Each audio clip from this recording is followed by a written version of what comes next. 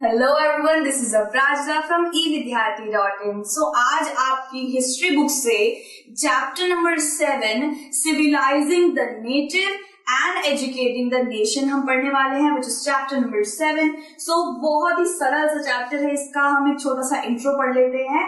Changes in Indian education from Britishers. ठीक है, ये भी थोड़ा ब्रिटिशर्स के ऊपर चैप्टर है, लेकिन टोटल चैप्टर है एजुकेशन के ऊपर।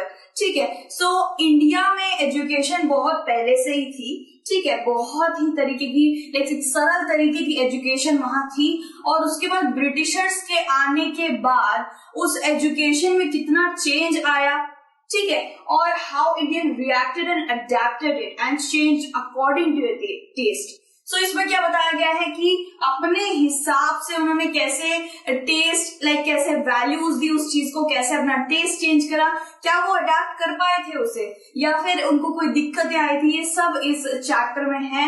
पूरा चैप्टर एजुकेशन की लाइन पर पूरा बेस्ड है। तो आप ये देख सकते हैं, ये ऑलवेज बी लर्निंग एजुकेशन के ऊपर ये पूरा दे रखा है। नेक्स्ट हम टॉपिक्स पे जाना स्टार्ट करते हैं। The tradition of orientalism. अब आपको एक टर्म ओरिएंटलिज्म से घबराना नहीं है। ओरिएंटलिज्म का मतलब है कि कोई एक स्कॉलर, समझ लीजिए कोई एक इंसान, कोई एक इंडिविजुअल स्कॉलर है, किसमें एक एशिया के एक पर्टिकुलर सब्जेक्ट में, यानी कि एशिया में, एशिया का जो हमारा जो बहुत बड़ा एशिया है ना, जिसके अंदर चाइना है, जापान है, इंडिया भी आता है, सो ये एशियन कंट्रीज मानी गई। तो एक स्कॉलर है जिसे इन एशियन कंट्रीज का बहुत ज्यादा ज्ञान है, तो उसको क्या कहा जाता है? ओरिएंटलिस्ट कहा जाता है। ठीक है, सो पहला पॉइंट पढ़ते हैं। विलियम जोन्स 1783, जूनियर जज ऑफ सुप्रीम कोर्ट। लिंग्विस्टिक, ठीक है, linguistic saw the importance of Indian Sanskrit heritage. अब जो ये थे ना विलियम जोन्स करके जो थे, वो अपॉइंट करे गए थे सुप्रीम कोर्ट में जूनियर जज की तरह। ठीक है, लिंग्विस्ट। अब भाई लिंग्विस्ट का मतलब क्या होता है? लिंग्विस्ट वो होते हैं जो भाषिक, मतलब बहुत सारे भाषाओं में जिनको बहुत ज्यादा एजुकेशन प्राप्त हो रखी होती है, यानी कि उन्हें बहुत सारे भाषाएं आती हैं। ठीक है, तो यहाँ पे आपको जानना है कि विलियम जोन्स को लैटिन और ग्रीक आती थी, जो वो ऑक्सफोर्ड से पढ़े हैं। भाई ऑक्सफोर्ड बहुत बड़ी यूनिवर्सिटी है। ठीक है, वहां से उन्होंने लैटिन एंड ग्रीक पढ़ी थी, पर्शियन पढ़ी है, अरेबिक पढ़ी है, एंड उन्होंने इंडियन सांस्कृतिक टेक्स्ट को भी बहुत रिस्पेक्ट देते थे।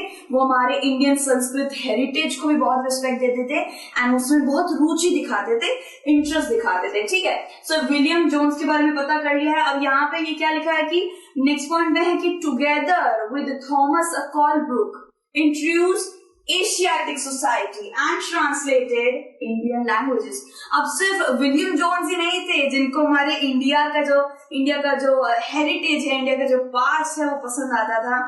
इंडियन संस्कृत लैंग्वेज इतनी खूबसूरत लैंग्वेज है और बिल्कुल कठिन नहीं है। अगर उसे समझा जाए तो बहुत ज्यादा आप उसमें रुचि देंगे अपनी। ठीक है, सो विलियम जोन्स और थॉमस कोलब्रुक नाम के ये दो शख्स थे जिन्होंने इंडियन हिस्ट्री में काफी ज्यादा रुचि दिखाई, और साथ में क्या करा, इन्होंने साथ में इंट्रोड्यूस करवाई एशियाटिक सोसाइटी, जिसको एशियाटिक रिसर्च भी बोला जाता है। ठीक है, सो इन दोनों ने साथ में सोसाइटी बिठाई। साथ में थर्ड पॉइंट पढ़ते हैं कि establishment of Hindu college in Banaras in 1791 and Madras and 1781। ठीक है, for Islamic law and study. अब आपको पता ही होगा कि इंडिया में दो मेजर धर्म थे, एक था मुस्लिम, एक था हिंदू।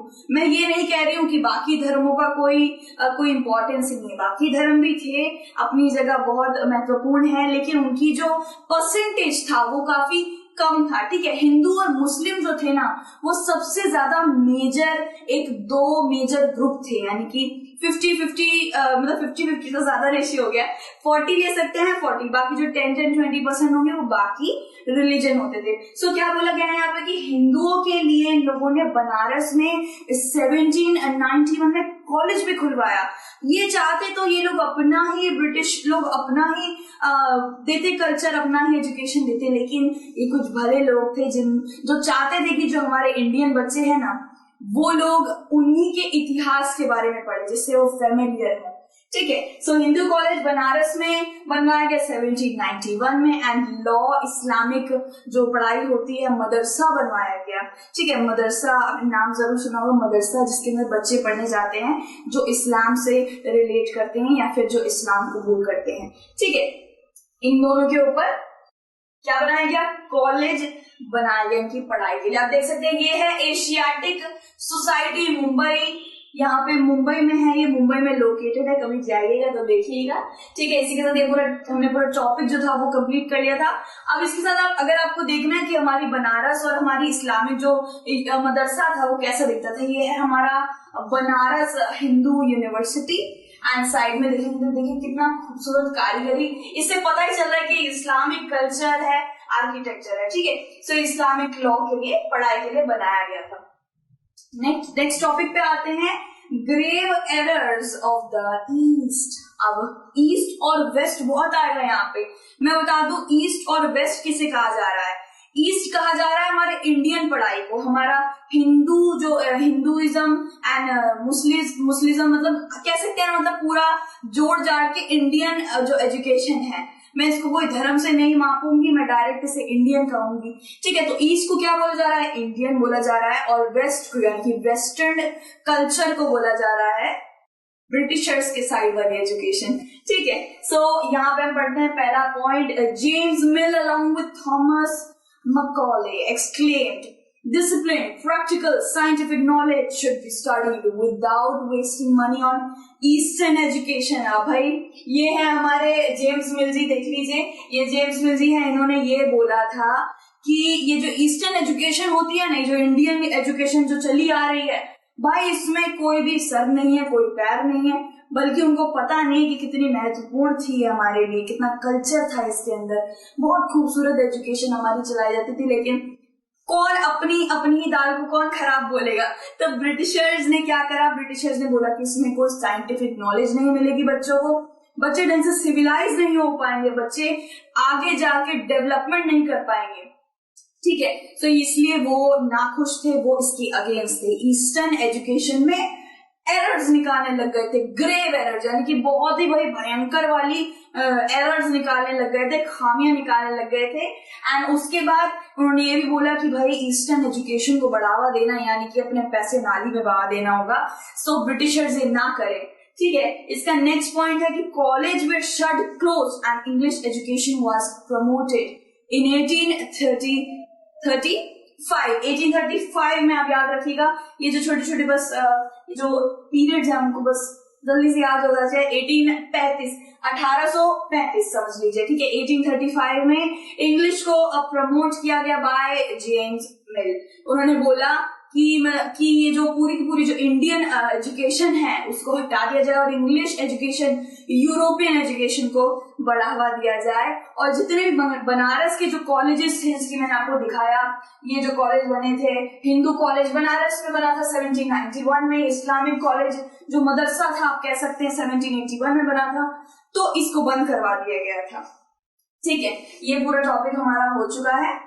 नेक्स्ट टॉपिक पे बढ़ते हैं दोस्तों, एजुकेशन फॉर कॉमर्स। अब इसका क्या मतलब हुआ, पहले पॉइंट पढ़ लेते हैं। Charles Wood dispatch was against of the notion oriental learning, ठीक है। सो ओरिएंटल लर्निंग के अगेंस्ट थे, कौन थे, चार्ल्स वुड। अब चार्ल्स वुड कौन थे भाई, चार्ल्स वुड थे जनरल डायरेक्टर ऑफ बोर्ड, जो पूरी कंपनी है ना उसके जनरल डायरेक्टर थे बोर्ड के। एंड उन्होंने ये बोल दिया था कि भाई ये इंडिया में इंडियन एजुकेशन हम चलने नहीं देंगे, हमारी यूरोपियन लर्निंग ही वहां पे जाएगी, भाई कोई सर पैर नहीं है इसके अंदर, ऐसी बातें बोली थी भाई उन्होंने, इवन आपकी बुक में भी लिखा हुआ है। एंड वो उसके अगेंस्ट थे और उन्होंने एक नाम दिया चार्ल्स वुड का, अपना ही नाम दिया, वुड डिस्पैच। अब ये क्या था, वुड डिस्पैच मतलब कि ये एक डिस्पैच यानी कि एक ऑर्डर चला गया था कि इंग्लिश लर्निंग ही आगे बढ़ाई जाएगी।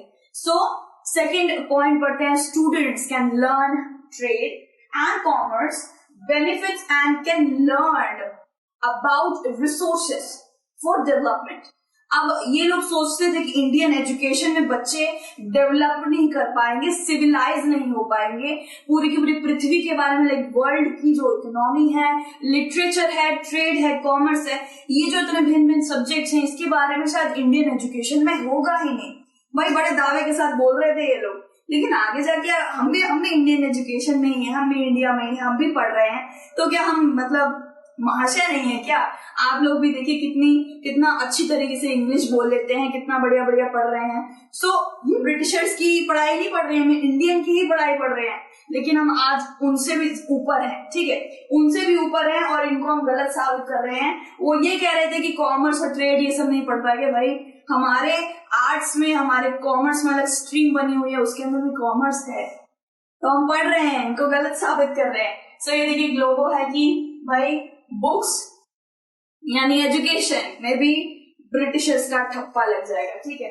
सो एजुकेशन फॉर कॉमर्स, ये हमने पूरा का पूरा टॉपिक कंप्लीट कर लिया है। What happened to India, to Indian education, to Indian schools? What happened to Indian schools? The report of William Adams. अब यहाँ पे बस एक छोटी सी बात बताई गई है कि प्री ब्रिटिश टाइम, यानी कि ब्रिटिशर्स के इंडिया को कब्जे में करने से पहले इंडिया का क्या हाल था एजुकेशन के मामले में, वो कैसे प्रगति कर रहा था, या फिर उसका क्या क्या जो आउटकम्स है वो क्या क्या थे, ठीक है। सो विलियम एडम्स नाम के ये जो इंसान थे, स्कॉटिश मिशनरी थे, इन्होंने बहुत डिग्रियां हासिल कर रखी थी। इनको ब्रिटिशर्स ने बोला कि आप जरा बंगाल और बिहार का चक्कर लगा के आइए कि वहां जो एजुकेशन है वो किस लेवल पे है, कैसी चलती है, क्या क्या उसमें दिक्कतें हैं, ठीक है। सो इनको दौरा करने भेजा हुआ था। Created a report on Indian education in Bengal and Bihar, ठीक है।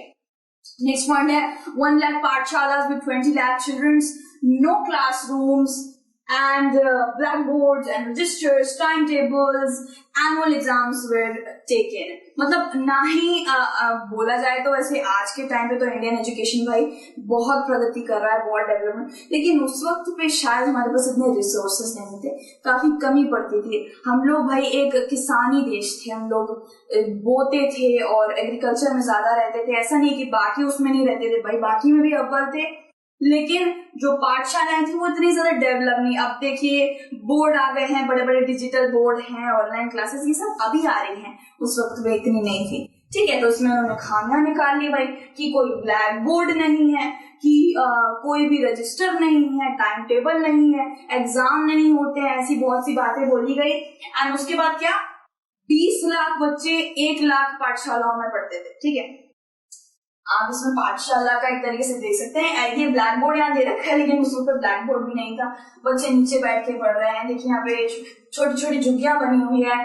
एंड ये पेड़ों के दरख्तों के नीचे पहले क्या होता था कि बैंगन ट्री जो होती थी ना, बरगद का पेड़, उसके नीचे बच्चों को बैठ के पढ़ाया जाता था। हमारे बोधि धर्मन जो थे उनकी भी अपने सुंदर पिक्चरें देखी होंगी कि वो बैठ के प्रीचिंग्स दे रहे हैं। सो नेचर में पढ़ना कोई गलत तो बात नहीं थी ना, लेकिन उनको पसंद नहीं आ रही थी। सो उन्होंने खामियां निकाल दी कि ये गलती है, वो गलती है। और क्या बोला गया था कि 4 से 5 पंडितों को स्कूल पे, और मैं इसे हम आगे जाके स्लाइड में देखेंगे कौन कौन से नए रूल उन्होंने तब्दील कर दिए थे। ये पूरा का पूरा टॉपिक हमने ये क्रिएटिंग अ रिपोर्ट और इंडियन एजुकेशन, उसने एक रिपोर्ट बनाई कि ये सारी चीजें जो ब्लैक बोर्ड, रजिस्टर, ये सब नहीं थी वहां पे, ठीक है। उसने एक छोटी सी रिपोर्ट बना के ब्रिटिशर्स को भेज दिया। अब fees were taken according to the financial condition, along with classes were not taken during the time of harvest. अब इसका क्या मतलब हुआ भाई, इसका ये मतलब हुआ कि जो किसानों के, जो पीजेंट्स के बच्चे होते थे ना, वो भी स्कूल में पढ़ा करते थे। ये बहुत पॉजिटिव पॉइंट है, ठीक है।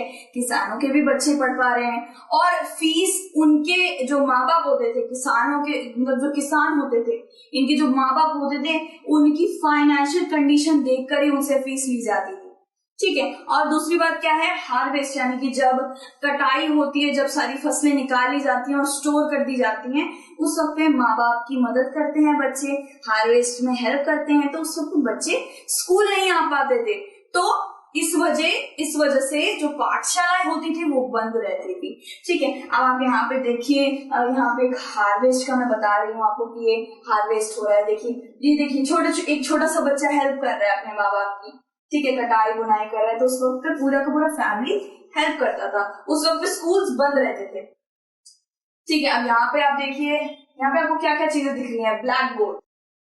ब्लैक बोर्ड है, टीचर पढ़ा रहा है, बच्चे सीट्स पे बैठे हुए हैं, बच्चे के पास बुक्स, ठीक है, बुक्स हैं, सीट्स पे बैठे हुए हैं, और भी बहुत यहाँ डेवलपमेंट दिख रहा है, ठीक है, डेवलपमेंट दिख रहा है। और यहाँ पे क्या है, यहाँ पे है कि एक लड़की लिख रही है, समझ लीजिए एग्जाम का है, ठीक है। सो यहाँ पे क्या बताया जा रहा है कि एनुअल एग्जाम्स होते थे, बोर्ड भी था, क्लासरूम्स भी थे और सीट्स भी थी, बेंचेस थे, बुक्स थे, यहाँ सब ये सब चीजें बताई गई है जो डेवलपमेंट की ओर इशारा करती है। New routines and new rules, ठीक है। अब यहाँ पे बताया कि pandits were appointed on 4 to 5 schools for improving standards. अब मैंने जैसे आपको बताया कि पंडित जो थे ना, पंडित, गवर्नमेंटल पंडितों को अपॉइंट करा गया था 1 से 4 या फिर 4 से 5 जो पाठशालाएं होती थी ना, उनके अंदर उन्हें अपॉइंट करा जाता था। किस वजह से अपॉइंट करा जाता था? स्टैंडर्ड मेंटेन रखने के लिए, या फिर कुछ भी खामियां निकल रही हैं तो उसको ठीक करने के लिए। दूसरा पॉइंट है कि regular classes, time table, exams, regular fees were initiated along with peasant children were unable to study during harvest। जैसे मैंने बताया आपको कि हमारे जो पुराने टाइम की जो पाठशालाएं थी, यानी इंडियन ईस्ट साइड का जो हमारा इंडियन एजुकेशन है, ठीक है, उसमें हार्वेस्ट के वक्त पे जो बच्चे होते थे वो नहीं आते थे, स्कूल भी बंद रहता था, ठीक है, और बच्चे वहां हेल्प करते थे, ठीक है। दूसरा क्या था कि फीस रेगुलर नहीं देनी पड़ती थी, fees according to financial condition ली जाती थी, ठीक है। और क्लासरूम नहीं थे, बेंचेस नहीं थे, सीट्स नहीं थे, बुक्स नहीं थे, टीचर वही पढ़ाता था जो उसको मन करता था। हमारे इंडियन एजुकेशन में ये रहा है, ठीक है। लेकिन यहाँ पे कुछ न्यू रूटीन्स, कुछ न्यू रूल्स बना दिए गए थे, रिफॉर्म कर दिया गया था। वो देखते हैं कि क्या क्या था। पंडित अपॉइंट करे गए थे, रेगुलर क्लास हो रही थी, टाइम टेबल हो रहा था, बोर्ड हो रहा था। ये देखिए बोर्ड बनाया गया है, ठीक है, बोर्ड वहां पे डाल दिया गया था। देखिए बच्चे पढ़ रहे हैं, टेक्स्ट बुक्स में पढ़ रहे हैं, टेक्स्ट बुक्स आ गई थी। पहले टेक्स्ट बुक्स में नहीं पढ़ते थे, पहले आप देखते हैं पुराने जो मैन्युस्क्रिप्ट्स एंड ऑल थिंग्स, अभी तो हम भाई बहुत अच्छी टेक्स्ट बुक्स में पढ़ते हैं, उस वक्त पे ऐसे ही होता था, ठीक है। यहाँ पे छोटे छोटे बच्चे बैठे हुए हैं। दूसरा ये है कि एग्जाम्स की तैयारी, ये सब, उस वक्त पे एग्जाम्स भी नहीं होते थे, लेकिन अब क्या हो रहा था, फीस रेगुलर, एग्जाम्स रेगुलर होते थे, क्लासरूम्स थे, बेंचेस थे, सीट्स सबकी फिक्स थी, और क्या क्या चीजें थी कि हार्वेस्ट के टाइम में सब कुछ भी, जो बच्चा हार्वेस्ट के टाइम पे नहीं आ पाता था उसको इनडिसिप्लिन माना जा रहा था, भाई उसकी क्या गलती है, इनडिसिप्लिन माना जा रहा था, और ऐसी नए नए जो रूल्स थे ना उनको लागू कर दिया गया था। ये वाला हमारा टॉपिक क्लियर हो गया। नेक्स्ट टॉपिक है the agenda for national education, India with 2 mindset. India में 2 तरीके के माइंडसेट चल रहे थे, ठीक है। पहला था ईस्टर्न एजुकेशन, दूसरा था वेस्टर्न। ईस्टर्न यानी कि इंडियन, वेस्टर्न यानी कि ब्रिटिश, ठीक है। सो यहाँ पे ये बताया गया है कि आपको क्या लगता है कि हमारे इंडियन एजुकेशन को अचानक से कोई बाहर निकाल के फेंक देगा, हम कुछ नहीं करेंगे। जो लोग इसके लिए खड़े हुए थे कि नहीं, ब्रिटिश एजुकेशन को हम आने नहीं देंगे, वो लोगों के बारे में हम बात करेंगे। ये जो हमारा जो पूरा टॉपिक है इसके बारे में हम बात करेंगे, हमारी नेक्स्ट वीडियो में बात करेंगे। Till then take care, bye bye.